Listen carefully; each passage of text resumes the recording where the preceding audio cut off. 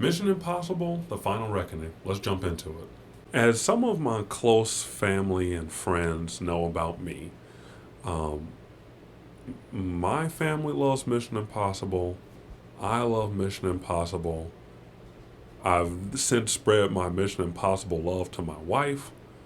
We love Mission Impossible. And so it was a real treat to be able to see the final Mission Impossible, or at least the one starring Tom Cruise, in theater, in IMAX.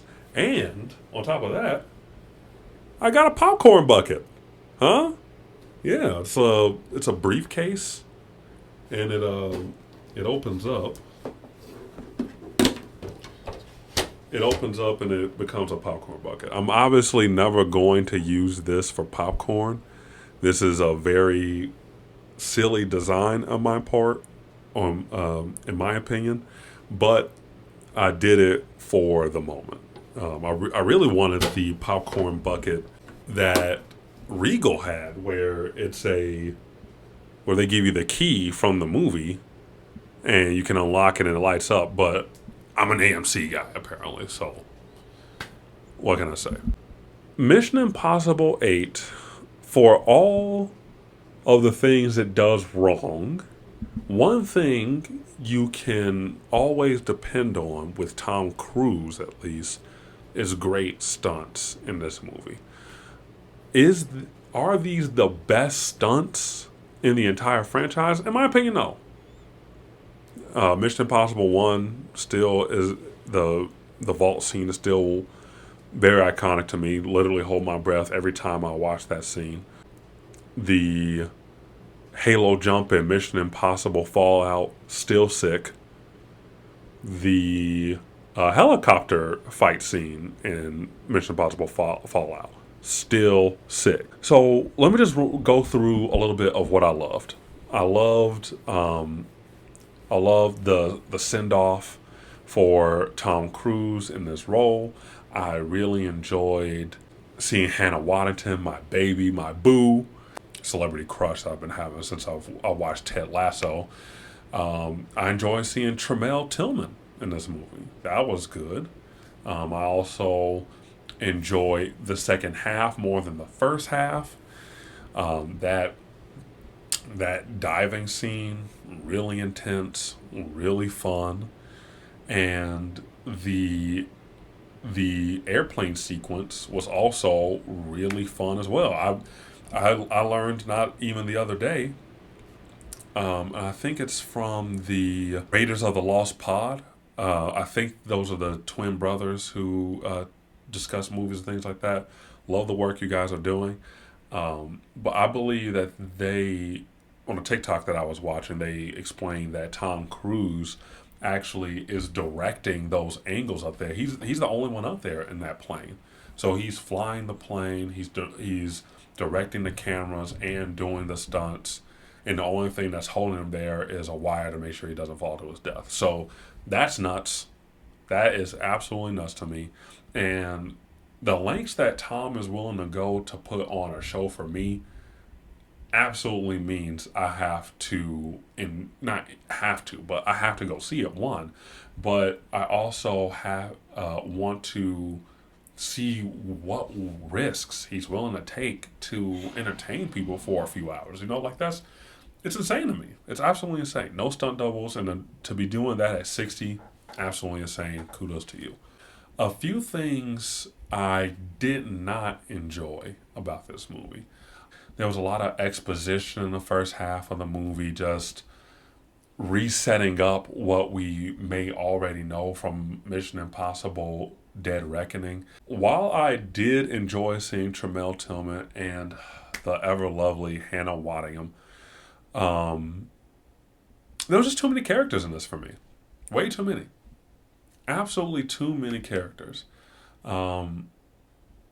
Like, it was really pushing it in Seven or Dead Reckoning with so many new characters, introducing Haley Atwell's character, introducing Gabriel and Paris and the clandestine services team, and my goodness, that was loaded. And Going back to watch Final Reckoning or Dead Reckoning again really showcased how confused I was the first time because like there's so many different moving parts in that movie.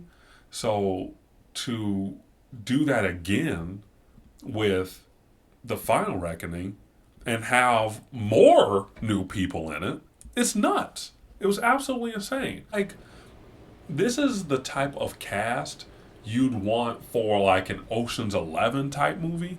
And this is not an Ocean's 11 type movie. Everyone gets like a few lines here and there, and that kind of annoys me when they're explaining a plot to you, but everyone has like three words in a like a run-on sentence. So you kind of get everyone to talk, but like you're all trying to explain what needs to happen. And it was just a lot. I really just didn't enjoy the villain. Gabriel technically isn't the villain in this movie. It's the entity, the AI thing, and um, I don't think that I enjoyed this particular villain because it feels like they're saying that Ethan Hunt is a badass super spy, which he is, but he's the only spy in the world who could defeat this entity. And the entity is the only person that Ethan Hunt is scared of. It makes zero sense to me. I also just don't like it because it doesn't give you anything really to go against. Like in Fallout and in Rogue Nation, where you had Solomon Lang. Like Solomon Lang was a solid villain, and honestly, if not that it wrapped up everything, but Fallout would have been the perfect place to end everything, in my opinion. Now, Solomon Lang, solid villain, very sinister. I felt everything that he was doing. He feels, caught out in the wind by his government, did all the things that his government asked him to do, and he was still shut out. Absolutely love that. But having it be some nameless, faceless omnipresence just didn't really do anything for me. Like, you have to have the heroes explaining everything that the entity's thinking and that the entity wants to do. He wants you to think this way. And there was a lot of that same plot point where that's what the entity wants you to do. And how do we know that you're not falling into the trap of the entity, doing exactly what you think it wants you to do? It's a lot of that. Like, it is not even a fun mind game because they bring it up a lot. So I just, no, no, not my favorite. Not my favorite villain in the franchise. I am still a Mission Impossible fan. So some of these stunts really fun. Loved the submarine stunt. Loved the Antarctica style base fights and stuff like that. And you gotta really appreciate a man who's willing to risk it all so that you can be entertained. Although this isn't my favorite in the franchise, nor do I think it'll ever become that, I think that this send off was absolutely perfect. I love the way the movie ended. I felt absolutely heartwarmed and appreciative of the entire journey of the Mission Impossible Ethan Hunt saga.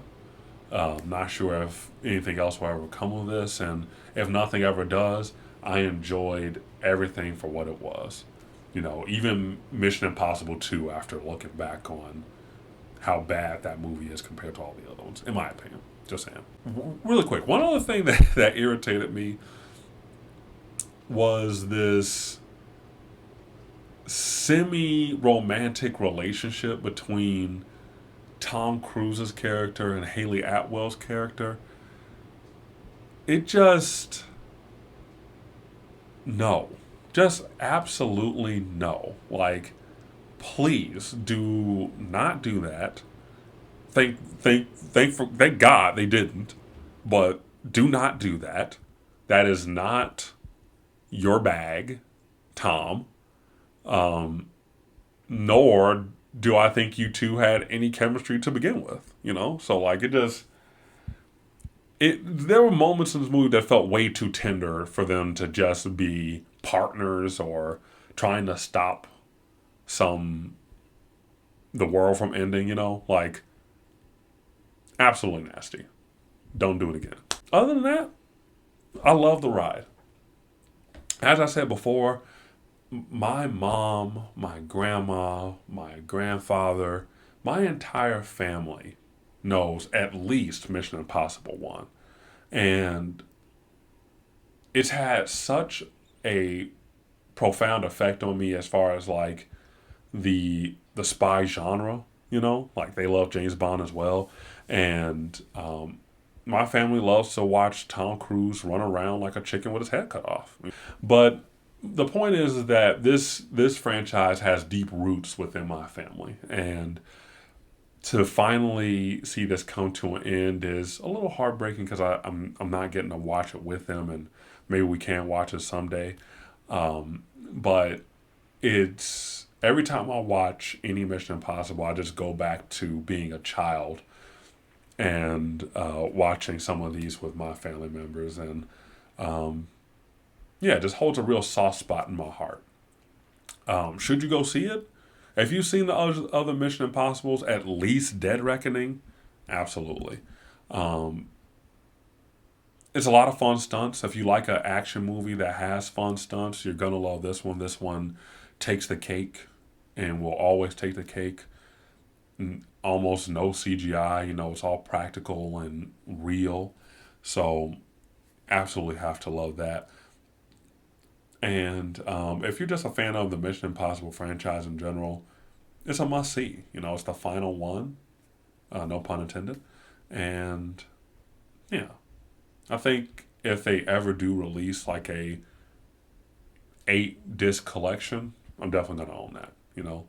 Um, these movies mean a lot to me, so I really appreciated being able to see the final two in theater.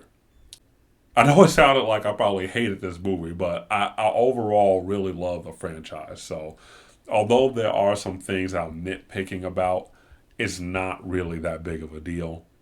I think the second half of this movie really does carry it, and you won't be disappointed in it. Okay? All right. Well, my name is Jalen, aka Y2J. This has been my movie review for Mission Impossible Final Reckoning. Over and out. See you later. Peace.